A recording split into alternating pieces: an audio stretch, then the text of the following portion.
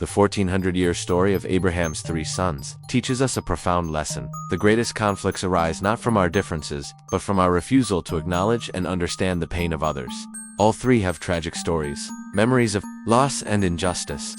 As long as they insist that only their pain matters, and only their story is the one true version, the waves of hatred will never subside. The way out is not in determining who was right or wrong in history. The way out lies in empathy. It lies in Christians daring to listen to the Muslim pain regarding the Crusades. It lies in Muslims daring to understand the historical trauma of exile for the Jewish people. And it lies in Jews daring to acknowledge the impact of Israel's creation on the Palestinian people. This is an incredibly difficult journey, but it is the only journey there is. Because in the end, those 3 drops of water still come from the same source. And only by realizing that can the water's surface find peace again. What are your thoughts on this historical knot? Leave your reflections in the comments below. Don't forget to like and subscribe. Welcome back to the next Journey on Asia podcast. Part 5. The Lesson of the Mirror, Do We Dare to Look? When we look at the terrorist acts of organizations like Al-Qaeda or ISIS, it's easy to condemn them as evil. And yes, they are evil. But to stop there is not enough. To truly understand and stop this cycle of violence, we need to take a more difficult step, to look in the mirror. For the Muslim world. Looking in the mirror means confronting the question, why can extremist, violent interpretations of the Quran attract a segment of the youth? Have Muslim societies failed to provide justice, hope, and a bright future, leaving desperate young people to turn to extremism? For the West, looking in the mirror means confronting the legacy of colonialism, of double-standard foreign policies, and of military interventions that have caused so much pain and chaos in the Middle East. Does the free lifestyle the West is proud of sometimes get perceived as selfishness and insensitivity from the perspective of other cultures? Part 4. The Modern Scar. When the past refuses to sleep, and then, entering the 20th century, the old wounds were torn open once again. After World War I, the Muslim Ottoman Empire collapsed. The Western powers, Britain and France, as victors, took out a pencil and redrew the entire map of the Middle East, the Sykes-Picot Agreement. A name unfamiliar to many Westerners, but an obsession in the Arab world. It wasn't just a line on a map. It divided tribes, forced historical enemies into the same nation, and created an instability that lasts to this day. Too many Muslims. It was the ultimate proof of Western arrogance and colonial intent. And then another event added fuel to the fire.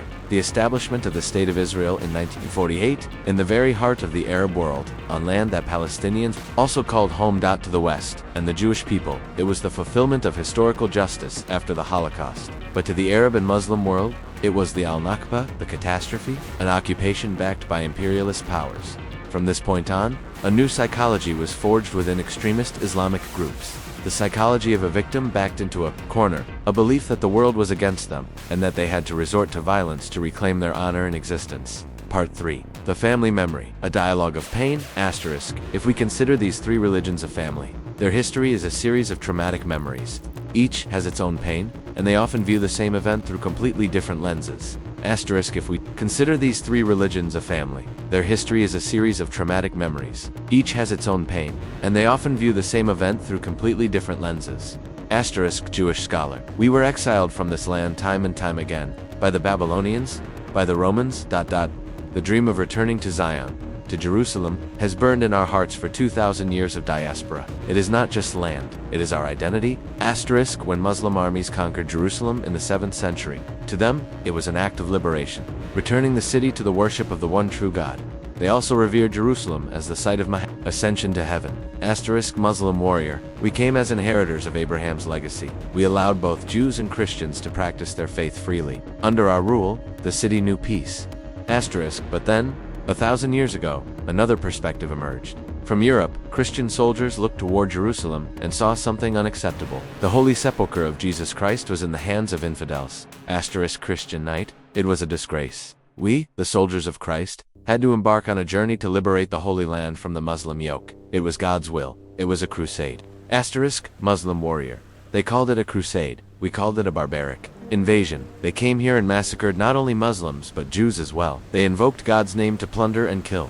That memory, we will never forget. Do you see? The same series of events, but 3 completely different stories. 3 completely different pains. And these historical memories don't just reside in books. They are passed down from generation to generation, becoming part of the cultural DNA, shaping how they see the world and each other to this very day. The Jewish pain of exile, the Muslim pain of invasion, the Christian pain of failure. These pains overlap, creating a legacy of mistrust. Part 2. The fateful turning point when kingship and godhood became one. To understand this critical knot, let's look at the stories of the three founders. Moses, the leader of the Jewish people, died before reaching the Promised Land. Jesus, the center of Christianity, was martyred on the cross, and his followers endured 300 years of persecution by the Roman state. In their stories, there is always a separation, even a confrontation, between faith and secular power. Render unto Caesar what is Caesar's, and unto God what is God's. But Muhammad's story was entirely different. Muhammad was not just a prophet. He was a lawgiver, a statesman, and a general all at once. He lived to see his religion triumph and established an Islamic state within his own lifetime. This created a unique legacy. In early Islam, there was no separation between church and state.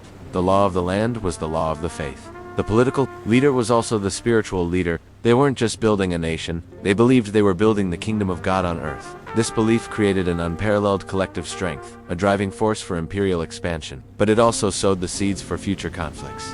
When you believe your laws are the will of God, it becomes very difficult to compromise with those who have different laws and beliefs. And when this powerful youngest brother met his two older brothers again, the family differences began to show. The message Muhammad brought was both simple and revolutionary. There is only one God, and all people, regardless of tribe, are equal before him. This message, recorded in the Quran, created a seismic shock. It swept away the old polytheistic system and united the divided Arab tribes into a single, unified entity called the Ummah, the community of believers. And from there, something extraordinary happened. Within just 100 years of Muhammad's death, the youngest brother, Islam, was not only born but had forged an empire stretching from Spain to India. They conquered territories from both the Roman and Persian empires. They brought not only the sword, but also a brilliant civilization. While Europe was mired in the Dark Ages, Islamic cities like Baghdad, Cordoba, and Damascus were centers of knowledge, where mathematics, astronomy, and medicine flourished to their zenith.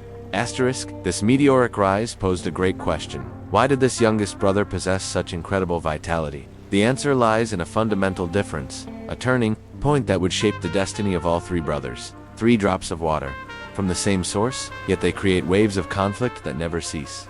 This is the story of the 3 great religions of humanity: Judaism, Christianity, and Islam. They call upon the same Father in heaven. They tell tales of the same lost garden of paradise. They revere the same common patriarch, Abraham. They are brothers in a spiritual family. So why, for 14 centuries, has the history of these brothers been written in the blood, fire, and tears of hatred? Why do the most volatile conflicts on the planet, from Jerusalem to Paris, from New York to the Gaza Strip, all bear their shadow? This is not a simple story of right and wrong. This is a journey deep into the human psyche to decipher one of the most tragic and complex knots in history. Welcome to Asia Podcast today. We will not just recount history. Together, we will become historical psychologists to understand what turned brotherhood into confrontation. And is there any escape from this cycle of conflict? Let's begin where it all started, in a desert, with a revelation. Part 1. The sandstorm named Islam, the birth of a powerful youngest brother. Let's travel back in time to the 7th century. The Arabian Peninsula was then a forgotten land, wedged between 2 colossal empires, the Roman Byzantine and the Persian. Its people lived in tribes, worshipped countless gods, and warred with each other for the pettiest of reasons. Amidst this backdrop, a man named Muhammad appeared. He was not a warrior, nor a wealthy aristocrat. He was a merchant known by the moniker the Trustworthy One. And then, at the age of 40, he declared that he had received a revelation from God himself, Allah, through the Archangel Gabriel.